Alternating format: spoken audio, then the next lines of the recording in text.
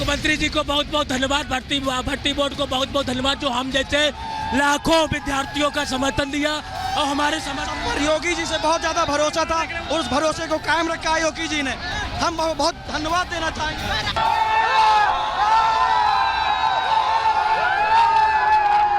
आखिर से सुनना ही पड़ा, सच्चाई को झुकना होगा।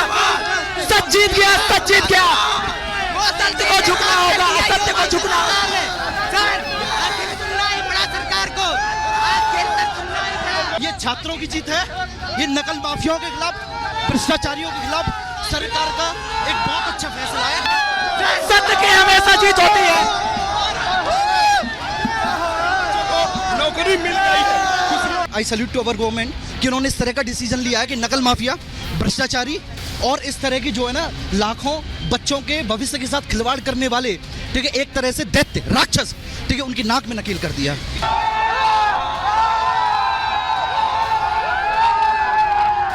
सर जीत गए हम लोग। कहते ना जिस और जमाना चलती हो तो जमाना चलता है और जमाना दिखा दिया युवाओं ने। हम युवा वायु है, वायु जहाँ जाएंगे क्रांति लाएंगे। ये देखिए किस तरह से बच्चे निकल रहे हैं यहाँ से।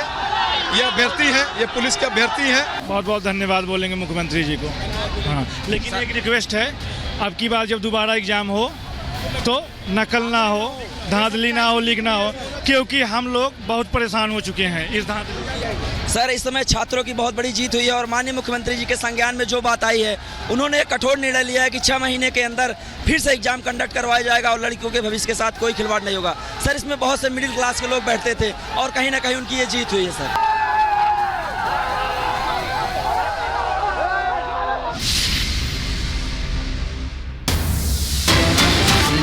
उत्तर प्रदेश की सरकार ने एक्शन लिया है, उसके बाद अब सियासत शुरू हो चुकी है। अखिलेश का यूपी सरकार पर निशाना है। सरकार की नीयत नौकरी देने की नहीं है, ये कह रहे हैं अखिलेश यादव।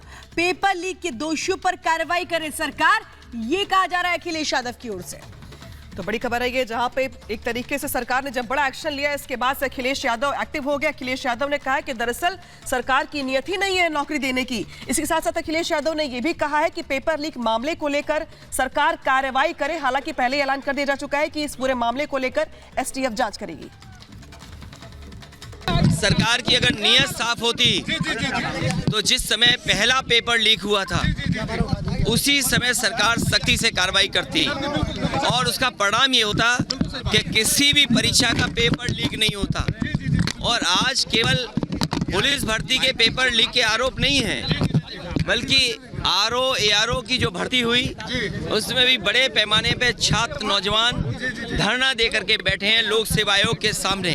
वो अपना पर्चा कैंसिल कराना चाहते हैं, री एग्जाम कराना चाहते हैं। आप सोचिए, सरकार जो दावा कर रही थी कि परीक्षा बिल्कुल सुरक्षित होगी, ये देखिए सुरक्षा का पोल खुल गया और सरकार अपनी खुद स्वीकार कर रही है कि उनकी नाकामी की वजह से पेपर लीक हुआ है। इनकी नीयत साफ नहीं रही, जिसका परिणाम यह है कि नौजवानों के भविष्य और नौजवानों के सपनों के साथ ये सरकार खिलवाड़ कर रही है। और ये सवाल 60 लाख 50 लाख का नहीं है, इससे जुड़े हुए 2.5 करोड़ परिवार के लोग हैं जिनके साथ बीजेपी ने धोखा किया है। आने वाले समय में यही परिवार भारतीय जनता पार्टी को उखाड़ फेंकने का काम करेंगे।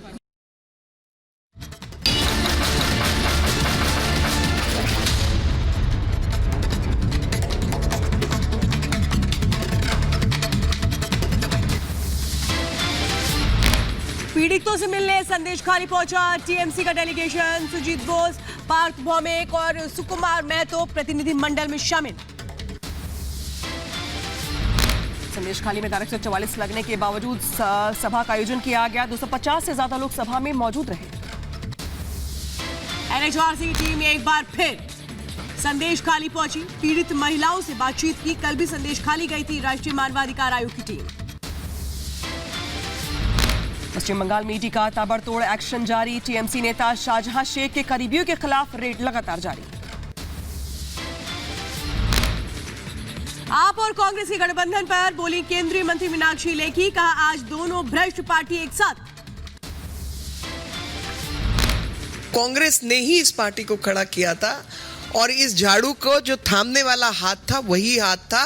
और भ्रष्टाचार में भी ये दोनों पार्टियां एक ही हैं, जो कि सामने दिखाई दे रहा है। केंद्रीय मंत्री अनुराग ठाकुर ने कांग्रेस पर साधा निशाना, कहा अब की बार कांग्रेस का खाता भी नहीं खुलेगा। कि वोट से पहले कुछ भी बोलते हैं और वोट के बाद मुकर जाते हैं। लोग ठगा हुआ महसूस कर रहे हैं। अब ठगे हुए लोग इनको ठेंगा दिखाएंगे, कांग्रेस को बाहर का रास्ता दिखाएंगे। अब की बार तो कांग्रेस का खाता भी नहीं खुलेगा। आप कांग्रेस के गठबंधन पर बोले कांग्रेस नेता भूपेंद्र सिंह हुड्डा का फैसला एकदम ठीक, मजबूती से लड़ेंगे चुनाव। ठीक है, अलायंस का फैसला है, दोनों पार्टियों का फैसला है और एक सीट हरियाणा की दी है, मजबूती से लड़ेंगे, इकट्ठे होकर लड़ेंगे, फायदा होगा दोनों को। कांग्रेस और आपके सीट शेयरिंग पर शहजाद पूनावाला का बयान सामने आया, कहा यह ठगबंधन है, ये मिलकर जनता को ठगना चाहती है। आप और कांग्रेस गठबंधन को लेकर के कांग्रेस नेता अहमद पटेल की बेटी ने जताई नाराजगी, कहा गठबंधन से भरूच के कार्यकर्ता निराश। आप और कांग्रेस के समझौते पर बोले बीजेपी प्रवक्ता नलिन कोहली, कहा कांग्रेस अपने आप को स्थानीय पार्टियों से कम समझती है, इसलिए ले रही है कम सीटें। राज्यों में वहां के स्थानीय पार्टियों से अपने आप को कम मजबूत समझती है, इसीलिए कम सीट ले रहे हैं। दूसरी बात, आम आदमी पार्टी अब इस बात को स्वीकारती है कि दिल्ली में उसकी विश्वसनीयता घट गई है और उसे कांग्रेस का सहारा चाहिए। आप और कांग्रेस गठबंधन पर कांग्रेस नेता फैजल अहमद का बयान, कहा फैसले से कार्यकर्ताओं में खुशी नहीं, हाईकमान से बात करने की कही बात। कि जो हाईकमान जो चाहती है वो उनका तो हमें फुल सपोर्ट रहेगा, जो भी वही चाहेंगे। मेरे पार्टी वर्कर्स और मैं इस बात से खुश तो हैं ही नहीं। आप और कांग्रेस गठबंधन को लेकर बीजेपी नेता मनोज तिवारी ने मुहावरे के अंदाज में कसा तंज, बोला चोर चोर मौसेरे भाई। एक कहावत सुनी होगी आपने, चोर चोर मौसेरे भाई, और यही हो रहा है अब दिल्ली में आम आदमी पार्टी और कांग्रेस के बीच। आप और कांग्रेस के गठबंधन पर दिल्ली सरकार के मंत्री सौरभ भारद्वाज ने भी दिया बयान, सीटों को लेकर दी जानकारी, 5 राज्यों में सीट शेयरिंग तय। दिल्ली के अंदर आम आदमी पार्टी 4 सीटें लड़ेगी, कांग्रेस 3 सीटें लड़ेगी। हरियाणा के अंदर आम आदमी पार्टी 1 सीट लड़ेगी, बाकी सीटें कांग्रेस लड़ेगी। गठबंधन पर दिल्ली के कैबिनेट मंत्री आतिशी का भी आया बयान सामने, कहा दिल्ली, हरियाणा और गुजरात में किया गया जीत का दावा। में एक मल्टीपल स्टेट्स की सीट शेयरिंग की घोषणा हुई है, जिसमें दिल्ली, जिसमें हरियाणा, जिसमें गुजरात, जिसमें चंडीगढ़, जिसमें गोवा शामिल है। और मुझे खुशी है इस बात की कि इंडिया गठबंधन इन सारे राज्यों में मजबूती से चुनाव लड़े। आप और कांग्रेस के गठबंधन पर बोले बीजेपी नेता हरीश खुराना, कहा मैं इसे गठबंधन नहीं ठगबंधन बोलूंगा। आज आम आदमी पार्टी और कांग्रेस के बीच में गठबंधन हो गया, मैं इसको गठबंधन नहीं बोलूंगा, ठगबंधन बोलूंगा।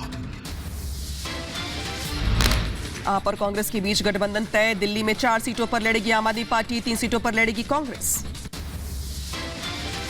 गुजरात में भी सीटों को लेकर के हुआ बंटवारा, 24 सीटों पर कांग्रेस तो 2 सीटों पर लड़ेगी आम आदमी पार्टी।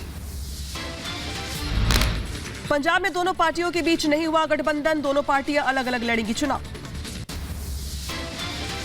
हरियाणा की सीटों को लेकर के भी बनी बात, 9 सीटों पर कांग्रेस तो 1 सीट पर लड़ेगी आप। गोवा में दोनों लोकसभा सीटों पर चुनाव लड़ेगी कांग्रेस, तो वही चंडीगढ़ में भी कांग्रेस उतरेगी अपना उम्मीदवार। यूपी को लेकर थोड़ी देर में गृह मंत्री अमित शाह के आवास पर होगी बड़ी बैठक, मीटिंग में सीएम योगी आदित्यनाथ और प्रदेश के दोनों उप मुख्यमंत्री रहेंगे मौजूद। यूपी में सपा और कांग्रेस के गठबंधन को लेकर बोले शिवपाल यादव, कहा प्रदेश में गठबंधन मजबूती के साथ चुनाव लड़ेगा।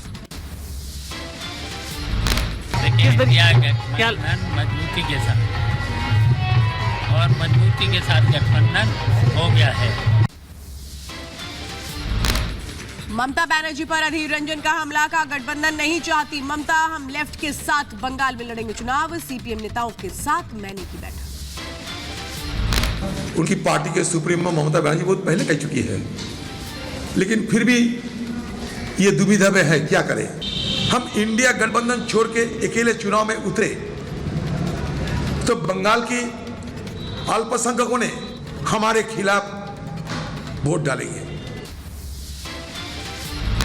महाराष्ट्र में एनसीपी नेता शरद पवार ने पार्टी का नया सिंबल किया लॉन्च। तुतारी बजाता व्यक्ति पार्टी का सिंबल। महाराष्ट्र के रायगढ़ में हुई लॉन्चिंग।